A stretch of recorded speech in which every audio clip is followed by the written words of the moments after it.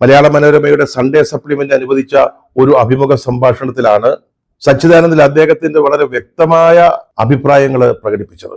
അദ്ദേഹം പറഞ്ഞതിന്റെ സാരാംശം ഇതായിരുന്നു: കേരളത്തിലെ CPM-ന്റെ നേതൃത്വത്തിൽ ഒരു തുടർ ഭരണം ഉണ്ടാവുന്നത് സംസ്ഥാനത്തിനും ആ പാർട്ടിക്കും ദോഷകരമായിരിക്കും എന്നാണ് അദ്ദേഹം പറഞ്ഞത്.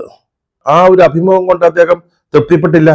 അതിനെപ്പറ്റി ചർച്ചകൾ ഉണ്ടായി, അഭിപ്രായ പ്രകടനങ്ങൾ ഉണ്ടായി.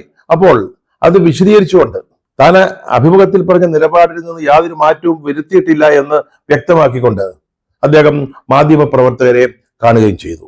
സാറ ടീച്ചറാവട്ടെ സച്ചിദാനന്ദന്റെ അഭിപ്രായത്തിന് പിന്തുണ പറഞ്ഞുകൊണ്ടാണ് ഇന്നലെ സംസാരിച്ചത്.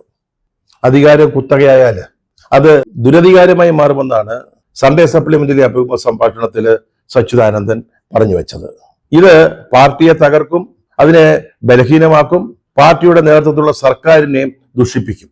അതിന്റെ ഒന്നാം തരം ഉദാഹരണം മറ്റെങ്ങും പോകണ്ടല്ലോ, പശ്ചിമ ബംഗാൾ തന്നെ ഉണ്ടല്ലോ.